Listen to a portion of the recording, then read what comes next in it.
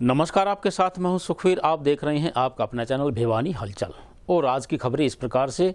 रविवार को डॉक्टर अंबेडकर युवा संघर्ष समिति जीतवाला जोहड़ के तत्वावधान में गुरु रविदास जी की 646 जयंती धूमधाम से मनाई गई।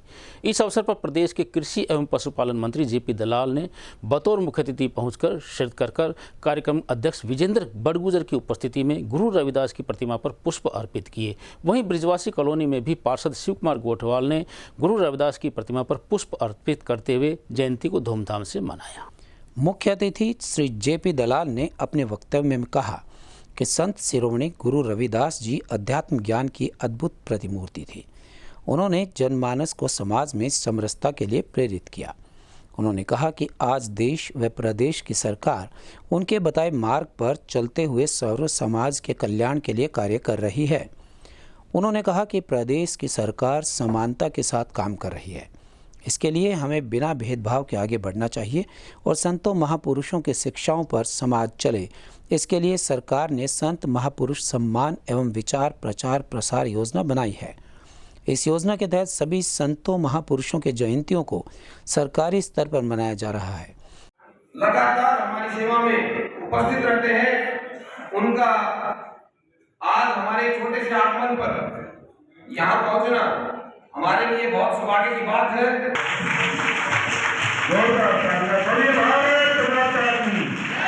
भारत माता की कृषि मंत्री जेपी दलाल जिंदाबाद। गरीब कृषि मंत्री जेपी दलाल जिंदाबाद। छत्तीसगढ़ के नेता जेपी दलाल जिंदाबाद।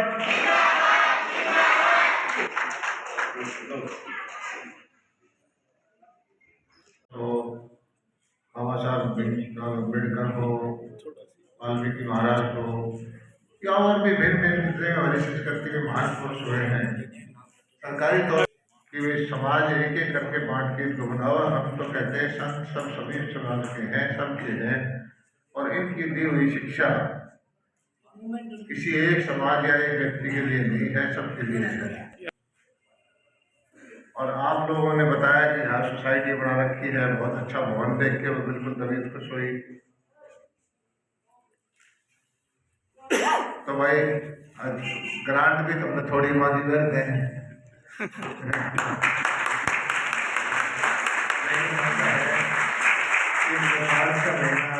क्या है, ग्रांट की भी सीमाएं होती है। आप यहाँ बच्चे पढ़ा रहे हो, जिसमें जहाँ यहाँ कोशिश करूँगा कि ई लाइब्रेरी बनवा देता हूँ पहले, जिससे कि सारे बच्चे पढ़ सकें। बाकी और कोई ग्रांट आएगी तो मुख्यमंत्री से बात करके कुछ आपकी ग्रांट भी भिजवाऊँगा। बात पैसे की नहीं, बात तो भाव की है। आपने बताया कि सारे शिक्षक मिल करके, और मैं कहता हूँ कि जो इस पिछड़े समाज का जो भाव में रहा है, जिसके साथ भेदभाव हुआ है, उसके हित के लिए जो काम करता है, मैं कहता हूँ वो एक तरह से उससे महान आदमी कोई नहीं होता। और आज जो नीतियाँ हैं, लोकतंत्र है, उसी की खासियत ये है कि जो बड़े बड़े अपने आप को बड़े बड़े राजे रजवाड़े समझते थे, बड़े बड़े ताकतवर समझते थे, वो आपके दर पे आते हैं। ये हमारे लोकतंत्र की खूबी है। और ये जाति पाति ये चीज़ें मिट जाएंगी। और हमारे सरकार की नीतियाँ तो ये है कि सारे परिवार पहचान पत्र बनवा करके, सारे किस घर में कितनी आमदनी है, कितनी नौकरी है, कितने साधन हैं, ऐसे छतने के लिए 29 लाख परिवारों की।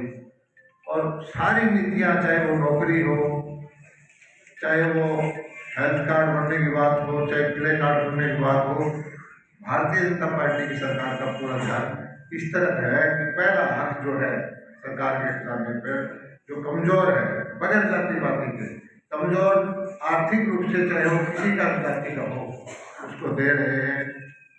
और उसी का परिणाम है कि हम जो 1.25 करोड़ लोगों को स्वास्थ्य लाभ मिलेगा, चराई कार्ड के द्वारा सबको पीले कार्ड मिलेंगे, ऑटोमेटिक पेंशन मिलने लग जाएगी।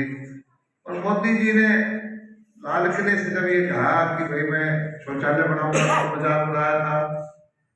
लगभग 2-2.5 लाख करोड़ रुपए बैंकों में पड़े। और इससे समझता है कि पहले गरीब आदमी ये समझता था कि बैंक हमारे लिए है ही नहीं, ये किसी और बड़े सेठ साहूकारों के लिए। लेकिन अब धीरे धीरे जो समझ में आ गया कि हर आदमी का लोकतंत्र में बराबर का हक है। और मैं तो भगवान से प्रार्थना करता हूँ कि हमारा आज जिस गति से देश बढ़ रहा है, जिस गति से हमारी आर्थिक ताकत बढ़ रही है, GDP बढ़ रही है, और सबसे बड़ा काम जो किया है दुनिया में आज पैसे से खाना नहीं मिलता, इतनी महंगाई दूसरे देशों में है।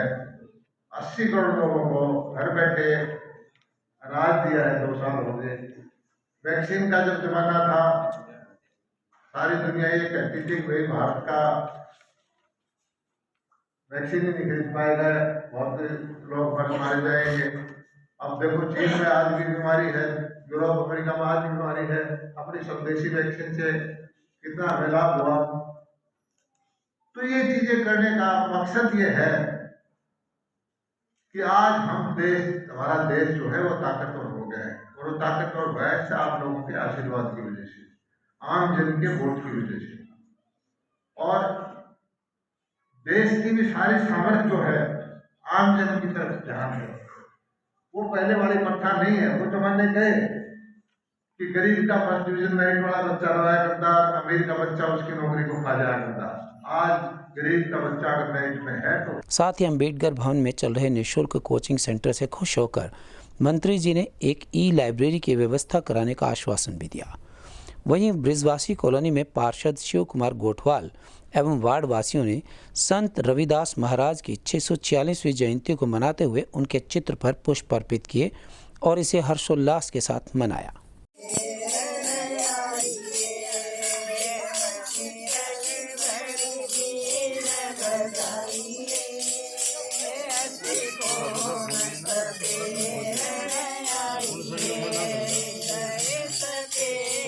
आज सर संत गुरु रविदास महाराज का 646वां जन्म दिवस ब्रिजवासी कॉलोनी अम्बेडकर भवन में बड़ी धूमधाम से मनाया गया है।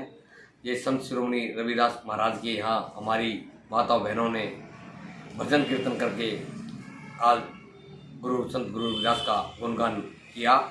उसके बाद में सभी ब्रिजवासी कॉलोनी अम्बेडकर भवन के पदाधिकारियों ने गुरु महाराज के पुष्प अर्पित करके उनको नमन किया और भाईचारा का संदेश दिया। छुआछूत से दूर रहने का गुरु महाराज ने जो सपना देखा था, उसके लिए अम्बेडकर महासभा के सभी पदाधिकारियों ने प्रण किया कि हम ज़्यादा से ज़्यादा गुरु रविदास महाराज का प्रचार करेंगे। और उसके बाद में सभी ने प्रसाद ग्रहण किया और संत गुरु रविदास का 646वां जन्म उत्सव बड़ी धूमधाम से मनाया गया। रविवार को तिगड़ाना मोड़ पर स्थित KCM army senior Secondary School में जिले के विभिन्न स्कूलों के बच्चों के सर्वांगीण विकास व बुद्धिमत्ता को जांचने के लिए स्कॉलरशिप टेस्ट का आयोजन किया गया। इस बारे में विद्यालय प्राचार्य सुषमा शर्मा ने बताया कि आज आयोजित करवाई गई प्रतियोगी परीक्षा में 600 विद्यार्थियों ने भाग लिया, जिनमें से विजयी बच्चों को नकद पुरस्कार देकर प्रोत्साहित किया जाएगा। स्थानीय हांसी रोड स्थित KCM आर्मी स्कूल में स्कॉलरशिप टेस्ट का आयोजन किया गया, जो कि तीसरी से 10वीं तक के छात्रों के लिए था। इस टेस्ट में करीबन 600 बच्चों ने भाग लिया और इस परीक्षा का उद्देश्य केवल बच्चों का हौसला बढ़ाना और ज़िंदगी में अपने करियर की तैयारी हेतु किस प्रकार की जाए, यही उद्देश्य रहा।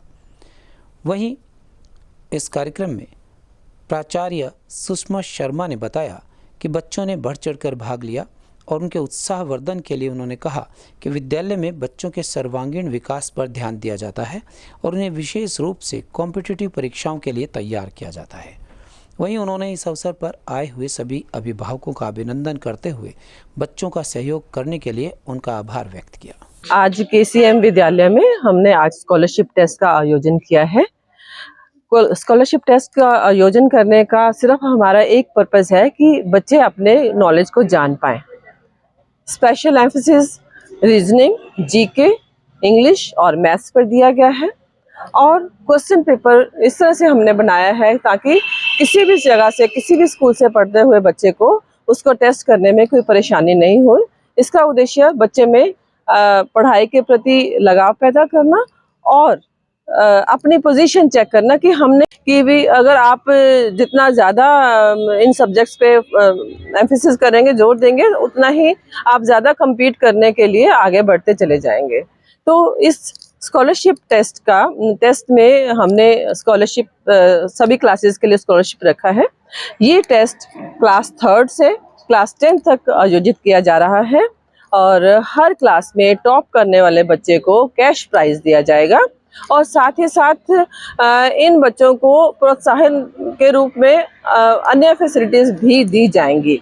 तो हमारे केसीएम आर्मी सीनियर सेकेंडरी विद्यालय के अंदर जो टेस्ट हुआ है, जो चल रहा है अभी फिलहाल, वो उसमें कम से कम 600 बच्चों ने भाग लिया और हमारा उद्देश्य उनका सर्वांगीण विकास करना ही है और इस उद्देश्य में हमें जहां तक लगता है हम अपनी तरफ से पूरी कोशिश कर रहे हैं कि ये बच्चे आगे बढ़ें और इस टेस्ट के माध्यम से जानें कि आगे भविष्य में वो जब भी कहीं भी आगे अपने कैरियर में आगे कर कंपटीशन के जो पेपर देते हैं तो उन्हें किस तरह के क्वेश्चंस का सामना करना पड़ेगा ताकि यहीं से उनका बेस बनना शुरू हो जाए। तो उसी के उद्देश्य से हमने ये टेस्ट रखा है और होप सो हमारा टेस्ट हमारे बच्चे जो हैं बहुत अच्छा टेस्ट करके जाएंगे और इससे पेरेंट्स को भी मोटिवेशन मिलेगा, बच्चों को भी मोटिवेशन मिलेगा कि इस साल में 2 बार और ये टेस्ट जो है हम अगले साल में 2 बार इस टेस्ट को करवाया जाएगा। स्थानीय West Model Senior Secondary School में आयोजित किए जा रहे त्रिदिवसीय वार्षिकोत्सव एवं पारितोषिक वितरण समारोह को अंतिम दिन रविवार को धूमधाम व हर्षोल्लास के साथ मनाया गया। इस अवसर पर प्रदेश के कृषि एवं पशुपालन मंत्री चौधरी जेपी दलाल ने बतौर मुख्य अतिथि शिरकत करते हुए कहा कि शिक्षा के बल पर भारत को फिर से विश्व गुरु बनाया जा सकता है। वहीं इस अवसर पर संस्था के प्रबंध कार्यकारिणी के सभी सदस्य उपस्थित रहे। तीसरे दिन के वार्षिकोत्सव एवं पारितोषिक वितरण समारोह में बतौर मुख्य अतिथि पहुंचे हरियाणा के कृषि मंत्री श्री जेपी दलाल ने विद्यार्थियों को सम्मानित करने के उपरांत कहा कि शिक्षा के बल पर देश को आगे बढ़ाया जा सकता है। जिस देश के युवा शिक्षित होंगे वह देश आगे बढ़ेगा और शिक्षा के बल पर ही फिर से भारत को विश्व गुरु बनाया जाएगा। वहीं साथ ही साथ उन्होंने कहा कि आज बेटियों को भी शिक्षित करना आवश्यक है। जिस देश की बेटियां शिक्षित होंगी वह देश भी आगे बढ़ेगा। वहीं कोरोना काल का जिक्र करते हुए कृषि मंत्री ने कहा कि कोविड-19 के दौरान भारत देश एक ऐसा देश रहा जिन्होंने इस संकट के दौरान देश को मजबूत बनाए रखा और स्वदेशी वैक्सीन तैयार कर फ्री में लोगों को वैक्सीन लगाकर कोविड से बचाने का काम किया। वहीं उन्होंने कहा कि आज दुनिया में अन्न का संकट है, महंगाई की मार है, लेकिन आज किसानों के अथक प्रयास के बल पर हम देश में 22 माह से 80 करोड़ लोगों को मुफ्त में राशन देने का कार्य कर रहे हैं, जबकि पड़ोसी देशों में ऐसा नहीं है। उन्होंने पाकिस्तान और चीन पर निशाना साधते हुए कहा कि पड़ोसी देश हमारे देश के मुकाबला करने की बात करते हैं, लेकिन देश के प्रधानमंत्री नरेंद्र मोदी के नेतृत्व में जिस प्रकार देश आगे बढ़ रहा है उसका पड़ोसी देश मुकाबला नहीं कर सकते। दुनिया में प्रधानमंत्री के लिए दूसरे देशों के राष्ट्रीय अध्यक्ष स्वागत के लिए लाइंस में खड़े हो जाते हैं।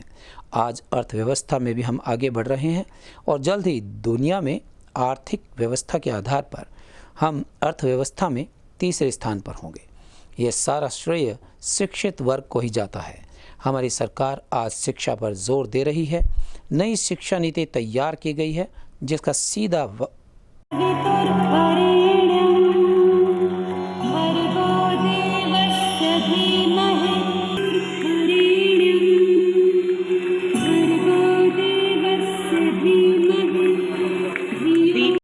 कृषि एवं पशुपालन विभाग हरियाणा सरकार में मंत्री हैं।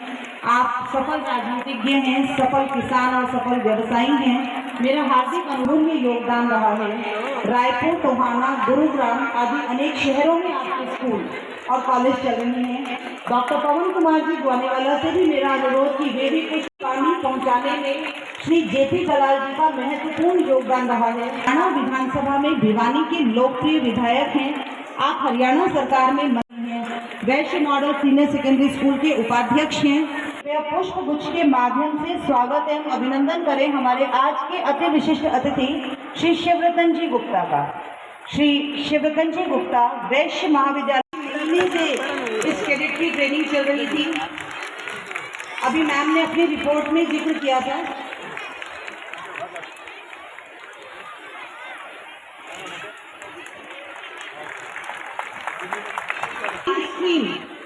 से टॉपर संस्कार अग्रवाल 95.8% मार्क्स। प्राप्त कर टॉप पोजीशन पर रहे और अपनी जो भी इस विद्यार्थी की अचीवमेंट रही, कोई भी कार्यक्रम हो, कोई कंपटीशन हो, ईयर का अवार्ड जो जाता है वो भी सत्र 2021-22-23 के लिए। Next Megha, daughter of Shri Pankaj, 95.6% marks, gold medal and highest marks in physics and biology.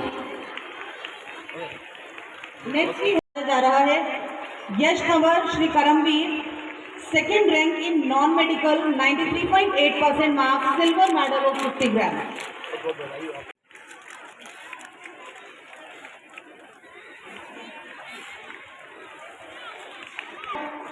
12th arts, he got 100 marks in geography. इस साल 100 मार्क्स लेना सबसे मुश्किल काम था and he is the one who got 100.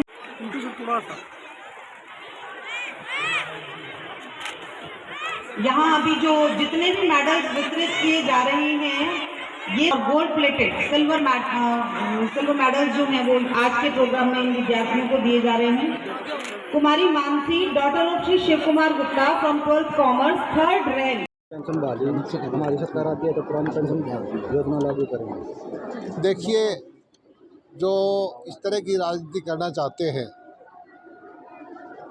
उनको कुर्सी चाहिए। उन्होंने ही पेंशन जो है पुरानी छोड़ करके नई की व्यवस्था की थी और सबके सामने आंकड़े हैं कि जो सरकारें के पास खजाना है, क्या वो खजाना जिन्होंने नौकरी की उन्हीं में बांट देना चाहिए या जो बहुत सारा गरीब वर्ग है, कमज़ोर वर्ग है, किसान है, मजदूर है, उनमें देना चाहिए। ये विचार करने का मुद्दा है। राजनीतिक लाभ के लिए बयानबाजी करना एक अलग विषय है और सही मायने में मैं ये समझता हूँ किसी भी कल्याणकारी सरकार को सरकार के नीतियों का, सरकार के खजाने का लाभ जो सबसे कमज़ोर तबका है उसको जाना चाहिए। बजट स्तर को लेकर भारत सरकार ने बजट दिया है किसान के लिए, वेतनभोगी लोगों के लिए, मध्यम वर्ग के लिए और ख़ासकर जो प्राकृतिक कृषि, मत्स्य के लिए और मोटे अनाज के लिए जो प्रावधान किया है। मैं हमारी वित्त मंत्री निर्मला सीतारमण जी का धन्यवाद करता हूं और सारी भारत सरकार का फोकस जो है ग्रामीण भारत पर है। ग्रामीण भारत का उदय होगा, ग्रामीण भारत तरक्की करेगा तो देश तरक्की करेगा। लोकतंत्र के अंदर किसी भी वर्ग को अपने अधिकारों की मांग करना, प्रदर्शन करना, ये उनको अधिकार है, लेकिन शांतिपूर्वक ढंग से वो जो भी करना चाहें करें। और सरकारों को मैंने बताया कि खजाने का पहला हक जो है कमज़ोर वर्ग की तरफ करना चाहिए। सरकार वही कामयाब रहेगी जो गरीब कल्याण के लिए काम करेगी। इसमें जो चहकते हुए, खिलखिलाते हुए बच्चे और इनकी प्रतिभा देख करके बहुत खुशी हुई और इससे देख करके मैं निश्चित तौर पर कह सकता हूँ कि भविष्य जो है भारत का है।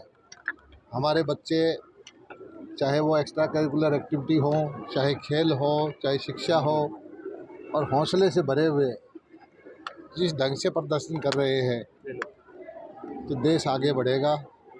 और मैं जो संस्थाएं चलाते हैं शिक्षा के क्षेत्र में खासकर उनको धन्यवाद अदा करता हूं। किसी भी देश को आगे बढ़ने के लिए किसी एक अकेली चीज़ की अगर पूछा जाए कि ज़रूरत है तो वो है शिक्षा। और समाज सेवी लोग जुड़ करके जिस तरह से शिक्षा पर ध्यान दे रहे हैं, जिस तरह से शिक्षण संस्थाएं चला रहे हैं, मैं उनका आभार प्रकट करता हूं और इन संस्थाओं के उज्जवल भविष्य की कामना करता हूं। रविवार को जिले के पूर्व सैनिकों ने 1 रैंक 1 पेंशन पॉलिसी में विसंगतियों को लेकर नेहरू पार्क में एकत्रित होकर एक बैठक की। इस अवसर पर पूर्व सैनिकों द्वारा शहीद स्मारक पर पुष्प अर्पित करने के बाद सरकार से 1 रैंक 1 पेंशन पॉलिसी में विसंगतियों को दूर करने की शीघ्र मांग की। भिवानी में पूर्व सैनिक स्थानीय नेहरू पार्क में एकत्रित हुए। उन्होंने शहीद स्मारक पर पुष्प अर्पित किए और उसके बाद सरकार द्वारा 1 रैंक 1 पॉलिसी में विसंगतियों को लेकर अपना रोष प्रकट किया। उन्होंने कहा कि सरकार ने पॉलिसी तो बनाई लेकिन उसमें विसंगतियां छोड़ दी, जिसके कारण अब तक 97% पैसा उन लोगों को नहीं मिल रहा है। उन्होंने कहा कि सरकार ने घोषणा तो बहुत ज़्यादा की, लेकिन उसका फ़ायदा उन्हें कुछ नहीं दिया। आज हवलदार और कर्नल में पेंशन का गैप बहुत ज़्यादा बढ़ गया है, जिस कारण जो फ़ायदा मिलना चाहिए था वो आज तक नहीं मिला। आज उनके बड़े अधिकारी तो पूरा लाभ उठा रहे हैं, लेकिन वे लोग अभी भी उस फ़ायदे से महरूम हैं। मैं veteran Mahesh Chauhan, defence veteran organisation और हमारा अपना फाउंडेशन सैनिक प्रकोष्ठ भिवानी का जिला अध्यक्ष। आज हम यहाँ पर भिवानी शहीद स्मारक नेहरू पार्क में भिवानी के सभी पूर्व सैनिक संगठन OROP 2 में जो अधिकारियों ने हमारे साथ अन्याय किया है, उसके 20 तारीख के जंतर मंतर के धरने के लिए हमने यहाँ पे बैठक की है और सर्वसम्मति से हमने एक ही मत में अपना निर्णय लिया गया है कि 20 फरवरी को हमें यहाँ पर एकत्रित होंगे, माननीय DC साहब को ज्ञापन देंगे और फिर जंतर मंतर पर अपना धरना प्रदर्शन करेंगे। क्योंकि OROP का जो भारत सरकार ने पैसा दिया है उसका 97% पैसा हमें मिलना चाहिए था, जो हमें नहीं मिला, और 3% जो हमारे पूर्व अधिकारी हैं उन्होंने पूरा पैसा ले लिया। आज के समय में अगर हम पेंशन की बात करें, 2006 में एक कर्नल साहब की और एक हवलदार की पेंशन का गैप मात्र 7,000 था, जो कि आज बढ़कर 97,000 के लगभग पहुंच गया है। एक कर्नल साहब की पेंशन 1,20,000 के लगभग की गई है और एक हवलदार की पेंशन अभी भी 30,000 पे अटकी हुई है। इसी प्रकार हमारा सबसे मेन मुद्दा जो OROP का था उस पर चर्चा हुई। CSD कैंटीन का जो हमारा भिवानी का था उस पर हमने चर्चा की। जिला सैनिक बोर्ड की जो हमारे साथ असुविधाएं हो रही है उस पर हमने चर्चा की और उसी सब का ज्ञापन हम 20 तारीख को DC साहब को देंगे। मैं सूबेदार मेजर हरिकिशन शर्मा। आज पूर्व सैनिकों की मीटिंग हुई है जिसमें हम लोगों ने ये फैसला लिया है कि अपनी समस्याओं को सरकार तक पहुंचाने के लिए हम लोग 20 फरवरी को जंतर मंतर पे धरना देंगे। उससे पहले भिवानी में एक रोष मार्च निकालेंगे ताकि आम जनता को भी हमारी समस्याओं के बारे में जानकारी हो सके, ताकि हम लोग सरकार पे दबाव डाल सकें कि OROP 2 के दौरान जो विसंगतियां हैं उन विसंगतियों को दूर किया जा सके। इसमें जितना पैसा सरकार ने हमें दिया है 23,668 करोड़ रुपया का 67% हिस्सा केवल 3% अधिकारियों को दे दिया गया। बाकी 97% JCO और जवान हैं, उनके हिस्से में 33% ही हिस्सा आया है, जिसमें एक सिपाही से लेकर के एक हवलदार तक 1,700 रुपये का ही इजाफा हुआ है, जबकि एक अधिकारी को कम से कम 25,000 रुपये का प्रति मास फायदा हुआ है। इतना पैसा होने के बावजूद भी हमारे अंदर से कुछ लोगों को एक भी पैसा नहीं दिया गया है, जिनमें नायब सूबेदार जो पहले पेंशन लेता था उसमें कोई अंतर नहीं है, सूबेदार मेजर ऑनरेरी ऑफिसर उनमें भी किसी प्रकार का इजाफा नहीं हुआ है। मैं नेत्रपाल, एयरफोर्स रिटायर्ड, मैं सार्जेंट रैंक से रिटायर्ड होकर के आया था और अभी हरियाणा गवर्नमेंट में सर्विस दे रहा हूँ।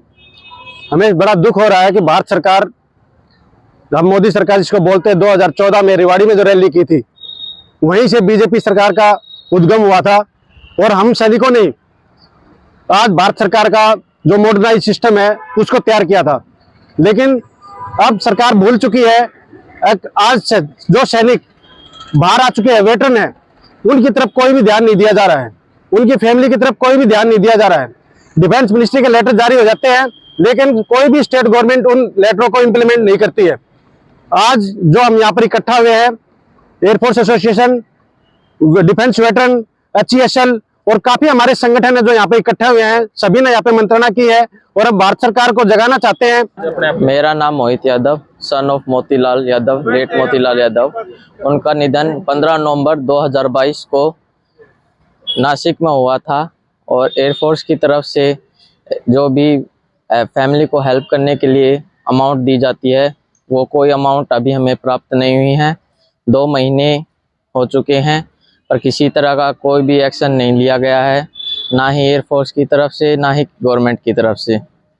उनको बस सैलरी जो अवेलेबल होती थी वही प्रोवाइड करी जा रही है और उनका केस चल रहा है एयरफोर्स में। हम मांग जल्दी से जल्दी केस का निपटारा किया जाए और हमें जो सहायता और जो पेंशन मिली है उसमें सपोर्ट करी जाए। मैं सूबेदार major Krishna Sahiwal, now advocate. मैं 2008 में रिटायर हुआ था। 2014 में मोदी जी ने एक फैसला लिया था कि जो OROP है वो काफी दिनों से चला था, लेकिन 2000 में जो रेवाड़ी में रैली हुई थी उसमें मोदी जी ने बोला था अगर हमारी सरकार आती है तो हम एक्स-सर्विसमैन को OROP देंगे। ये OROP 2014 में बीजेपी सरकार आने के बाद दिया था और उसका रिव्यू था अभी 2019 में, लेकिन 2019 के बाद अभी 4 साल के बाद तो किया गया है और उसमें 23,600 करोड़ रुपया जो रिलीज किया सरकार ने, उसमें केवल अफसर्स को जो 3% की जिसकी आबादी है सेना के अंदर केवल उनको दे दिया और बाकी 97% को जो है उसका बेनिफिट इतना नहीं मिला। कुछ रैंक तो उसके अंदर बिल्कुल छोड़ दिए गए जिनको ज्यादा पेंशन ऑलरेडी दिखा के उनको बिल्कुल कुछ भी नहीं दिया ने। तो हम आज यहाँ पर नेहरू पार्क में इसलिए इकट्ठे हुए हैं कि सरकार को जगाने के लिए सरकार से हमारी मांग है कि जो रैंक छोड़ दिए और जिसको कम दिया गया है उनकी तरफ गौर करे और जिनको ज्यादा दे दिया गया है उनको रिकवर करने में हमें कोई एक्स दफ्तर महेंद्र सिंह फर्स्ट हाउस से, जो कि 19 मार्च 1987 में पेंशनर। मैं इन अफसरों के पहले से शुरू से खिलाफ था। हमने पता है कि इनका हमारा साथ कभी नहीं हो सकता। इनकी समस्याएं है नहीं, ये तो राजनीति करने आते हैं और हम अपनी समस्याओं के लिए लड़ते हैं।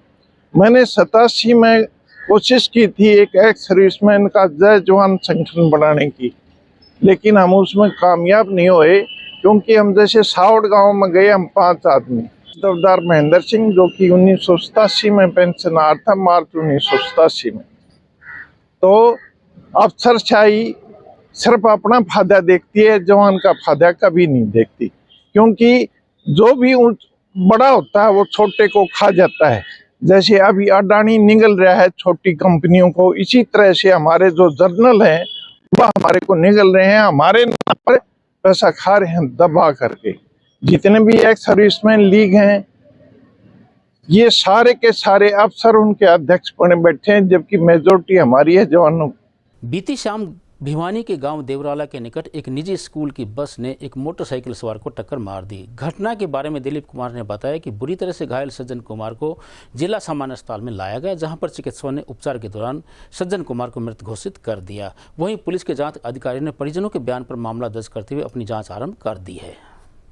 प्राप्त जानकारी के अनुसार सज्जन कुमार पुत्र नानूराम किसी काम से गया हुआ था, जो मोटरसाइकिल से अपने घर आ रहा था।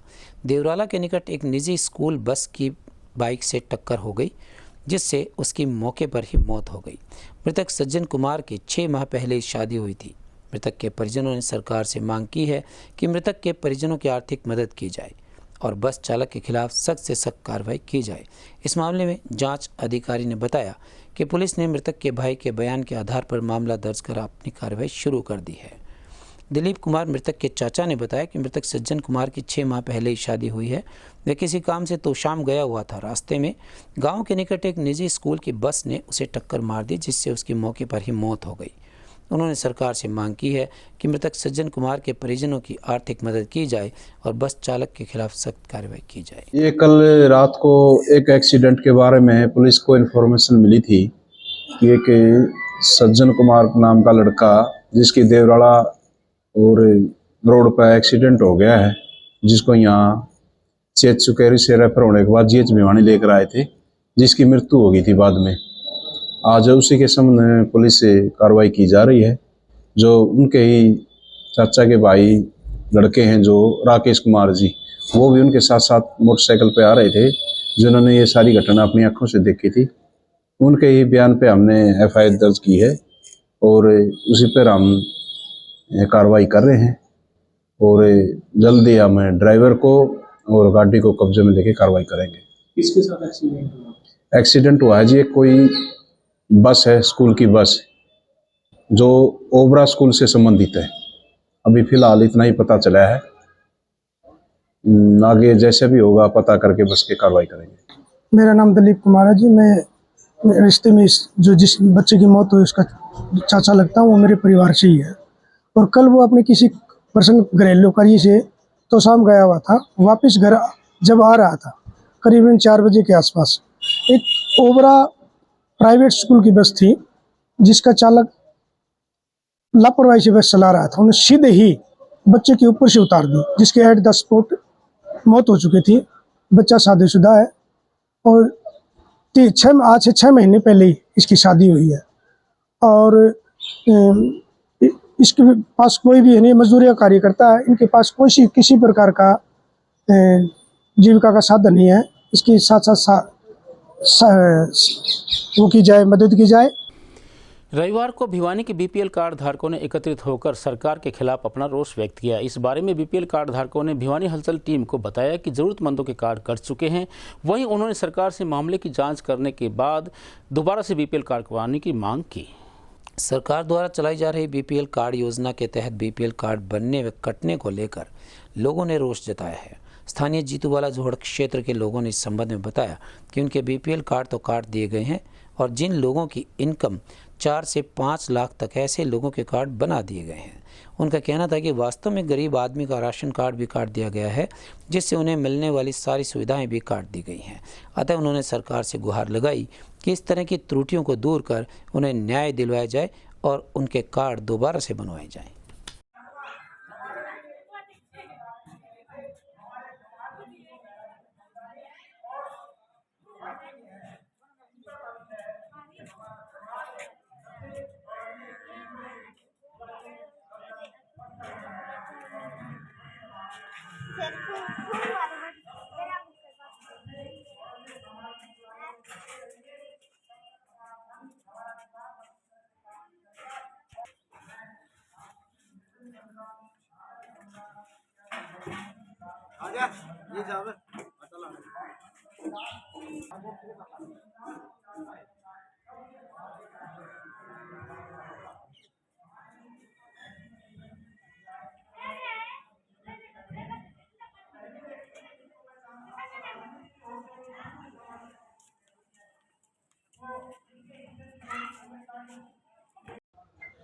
मेरा राशन कार्ड कटा हुआ है, अभी कटा है। पहले खाली ओनली गेहूं को मिलते थे, मजदूरी करता था मैं, लेकिन अब मेरे पास कमाई का कोई साधन नहीं है, कोई जरिया नहीं है।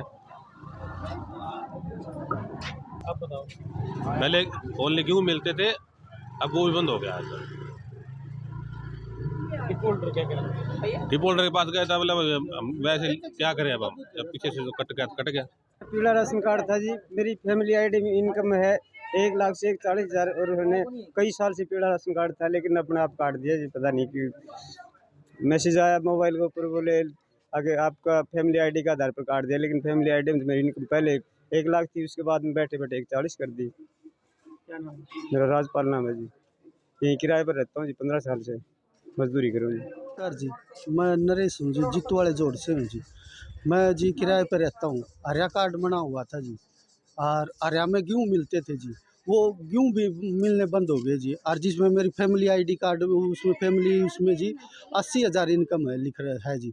फिर भी मैं कोर्ट में जाया जी, सारे धक्के खा लिए जी मेरे को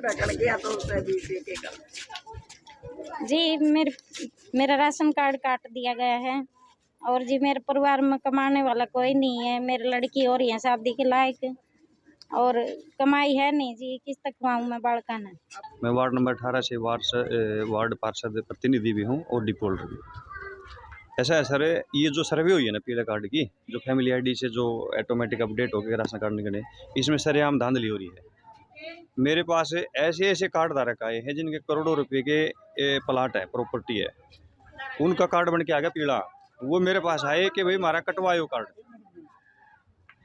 वो नू कहने खतरा भाई मेरा कार्ड कटवायो, मेरा क्यों बना दिया? अभी हमने तो बनाया क्यों नहीं, सरकार ने बना दिया। कई ऐसे व्यक्ति भी हैं जो ऑन ड्यूटी है, सेंट्रल गवर्नमेंट की ऑन ड्यूटी है, उसका पीला कार्ड बन के आ गया। जो आर्मी से पेंशन ले रहे हैं उसका कार्ड पीला बन के आ गया। लेकिन ऐसे ऐसे गरीब आदमी, एक ऐसी विधवा लुगाई जिसका एक हैंडीकैप्ड बेटा है, 2 ही हैं, वो दोनों हैंडीकैप्ड, एक तो विधवाई पेंशन ले रही है हैंडीकैप्ड की, उसी से उसका गुजारा होता है, उसका भी कार्ड कट गया। तो सरेआम धांधली हो रही है। मैं सरकार से निवेदन करना चाहता हूँ कि दोबारा डोर टू डोर जाके इसकी सर्वे करवाएं, और जो जायज़ है, जो गरीब है उनके राशन कार्ड बनने चाहिए, और जो अमीर हैं, जो पेंशन ले रहे हैं, उनके बीती रात को CM flying, CID, food and supply और पुलिस विभाग सदस्यों द्वारा भिवानी के विभिन्न स्थानों पर अवैध रूप से बिना लाइसेंस के चलाए जा रहे शराब अहातों पर संयुक्त रूप से छापेमार कार्रवाई की। इस बारे में सब इंस्पेक्टर उमेद सिंह व खाद्य आपूर्ति विभाग इंस्पेक्टर सुखवीर सिंह ने बताया कि अवैध रूप से चलाए जा रहे अहातों के खिलाफ सरकार के द्वारा सख्त कार्रवाई की जाएगी। भिवानी पुलिस ने सरेआम बिना लाइसेंस के शराब पिलाने वाले स्थानों पर छापामार कार्रवाई की। इस दौरान सीएम फ्लाइंग की सीआईडी, फूड सप्लाई और स्थानीय पुलिस ने मिलकर विभिन्न स्थानों पर छापेमारी की। टीम ने भिवानी के रेलवे स्टेशन के निकट सरेआम शराब पिलाने वाले स्थानों पर आवश्यक कार्रवाई की। पुलिस ने रेलवे स्टेशन के निकट बिना लाइसेंस के शराब पिला रहे स्थानों पर छापेमारी की और लोगों को गिरफ्तार किया।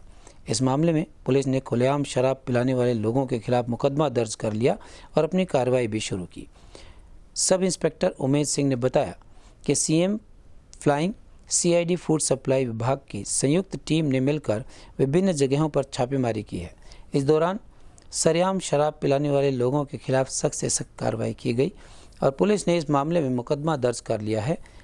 नियमानुसार कार्यवाही भी की जाएगी। ये अवैध रूप से शराब जो पिला रहे हैं, हाथ खोल रहे हैं, इनके लिए सीएम फ्लाइंग, सीआईडी और फूड सप्लाई और लोकल पुलिस ने छापामारी की है। तो इनके पास से जो है शराब पिलाने का कोई लाइसेंस नहीं और ये अपने अवैध रूप से शराब पिला रहे हैं। तो क्या कार्रवाई की गई? कितनी? हाँ, इनका मुकदमा दर्ज करके इनके आगामी कार्रवाई अमल में लाई जाएगी। गुप्त सूचना के आधार पर यहाँ पर सीएम फ्लाइंग और खाद्य एवं आपूर्ति विभाग ने निरीक्षण किया है और मौके पर यहाँ पर 2 सिलेंडर घरेलू मिले हैं, जिनमें से 1 सिलेंडर खाली है और 1 भरा हुआ।